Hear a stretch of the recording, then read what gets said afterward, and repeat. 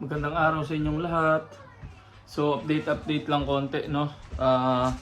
Medyo maluwag na dito. Nagkaroon na ng space. Wala na yung mga gamit dyan. Pero dun sa gilid, meron pa. Ayan, may mga kalat pa dyan. Dito meron pa. At weekend naman, ito pa pala. Yan. Mga nasa gilid-gilid na lang naman yung mga kalat natin. Pero ngayong weekend, sana magawan na natin ng solusyon. At ngayon ay, eto naglalaba kami. Ito mga isasalang pa. Kasi may nakasalang ngayon. Ito tapos na, ida-dryer na lang natin yan. Bali, ang oras ngayon ay 7:36 na ng gabi. Pero, meron kaming gagawin ni Tongtong. Saan yung mga gamit dito? Nak, labas tayo nak, halika. Yay! Ayan, ito ang gagawin namin. Car wash. Hawak mo to. Yay! Tapos, ito pa, halika na kuya. Yan, ito. Ito, kailangan natin to.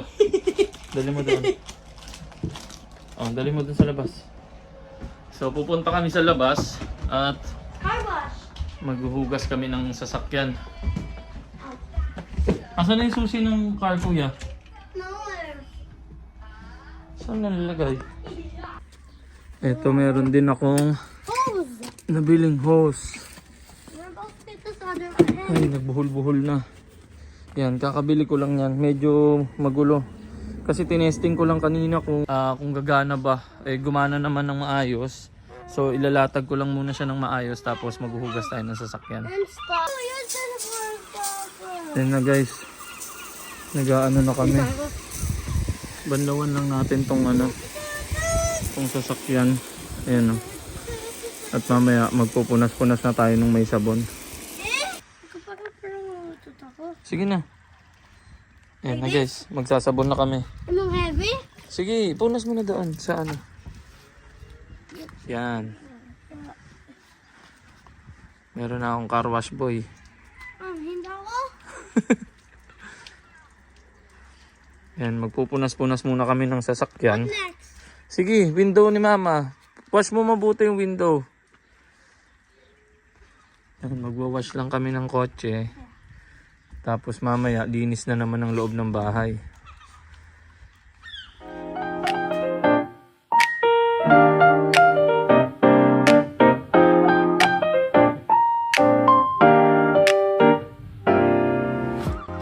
And guys, babalawang ko pala muna yung bubong. Nakalimutan kong tanggalin. May mga, anong tawag dyan? Yung mga parang galing sa puno. Kailangan ko muna maalis yan bago ko sabunan or punasan kasi baka magasgas. So ayun meron pa pala hindi ko pa pala natanggal ng ayos. So yan, tatanggalin ko muna tapos sabunan natin ulit. Tapos nahugasan ko na yung tok-tok. Balik na tayo sa pagsasabon. Ayun, nahugasan na ko na. So sasabunan natin yung tok-tok, yung bubong.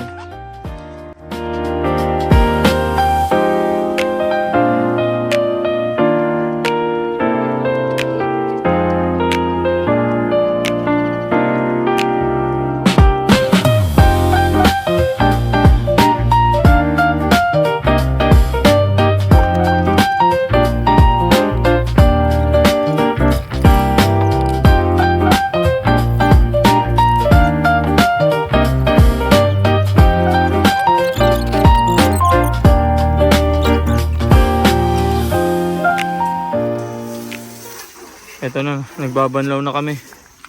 Tapos na kaming magkuskus, tanggal sabon na. Ang problema ko nito ngayon, paano namin to papatuyuin? Wala akong towel na malaki na pampatuyo dito. Yung microfiber ba yan? Yung mga microfiber ko dito, maliliit lang.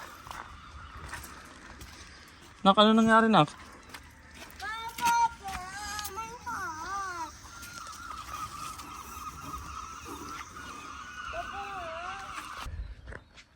Pagod Tapos na kami mag-car wash. Pinapasok ko na si Pongpong kasi medyo humahangin na ng malamig. At ako'y nagliligpit na. So, uy, grabe pa yung araw. Ayan. Dadalhin natin tong mga kagamitan dito sa loob ng shed. Ayan dito. Para may tago natin. At lalabas na lang natin sa susunod na kakailanganin natin. Ingay ng mga ano no, mga sigal.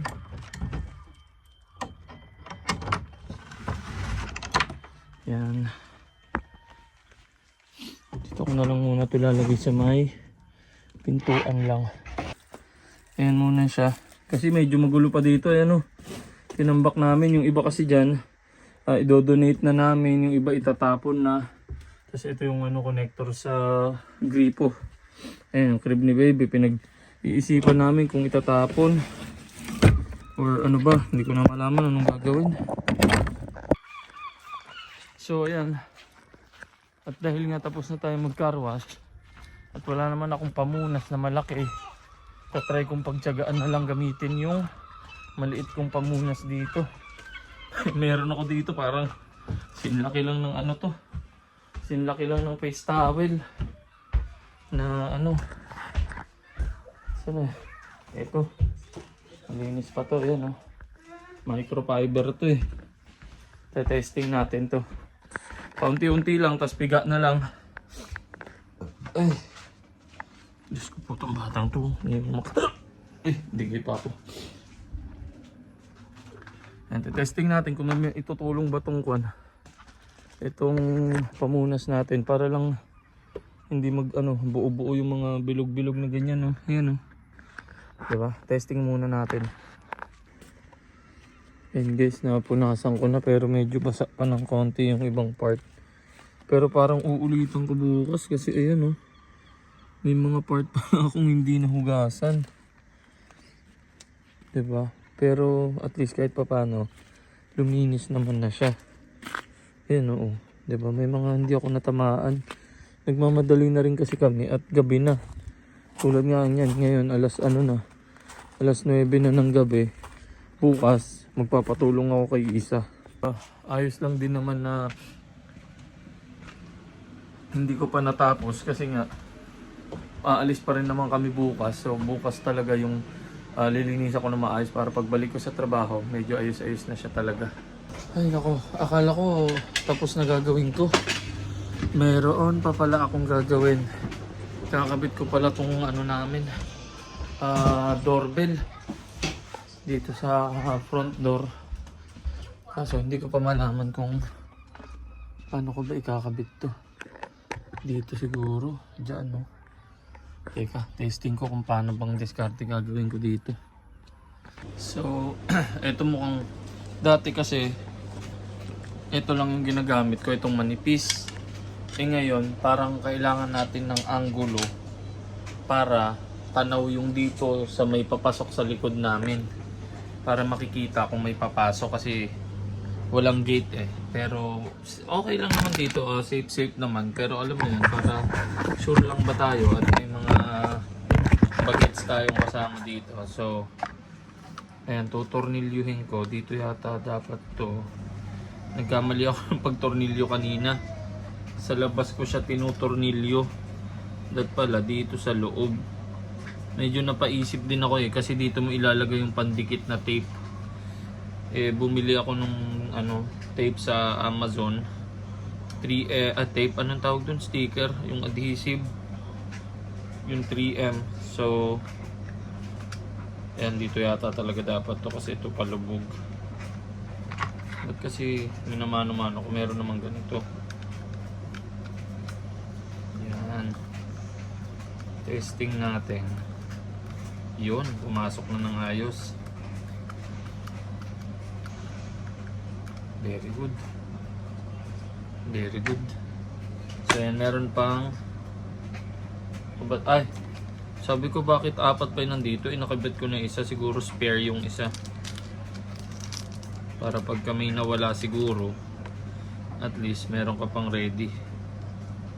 Pagkaliit-liit pa naman ng tornilyo oh. Sobrang liit niyan par.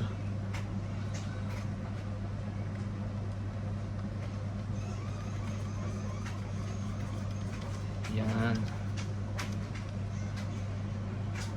Ayan guys, bali naikabit ko na. Bali ganyan na siya oh. Hindi na siya straight. Mas makapal yung kabilang side. Para kapag nilagay natin sa pinto, ayan, medyo nakatabingi siyang ganyan no. Ayan, nakikita niyo ba yun? Yan. Maingay yata yung background no. Nag-ano kasi ako, first time kong gagamit no, dryer. Para hindi na kailangang magsampay. Gabi na kasi, tsaka lang kami naglalabang, galing din talaga eh. So yan, bali dito yung balak kong paglagyan yan. Ayan, dyan no, para kita yung doon sa may sasakyan. Tignan natin kung anong view. Ang hirap pala ikabit nito guys, so Diyos ko. Hindi ko matandaan kung nahirapan ba ako nung kinabit ko yung nakalagay dito dati, pero ang tagal kong kinabit nito ngayon. And iti-testing na natin ulit kung paano ba yung view. Para sureball lang tayo no. Ayan. Testing natin. Kabit natin ngayon pag ganyan. At ipapakita ko sa inyo anong view ng camera pagka nakakabit dito. Ayun na siya guys. Ikabit na natin. Meron ng doorbell yung pinto natin. Sakto lang naman yung taas niya yun. Pag may tao, pipindot lang dito, diba? Ayan, napipindot dito. So, papakita ko sa inyo yung view niyan. Lalagay ko na lang dito sa, ano, sa taas.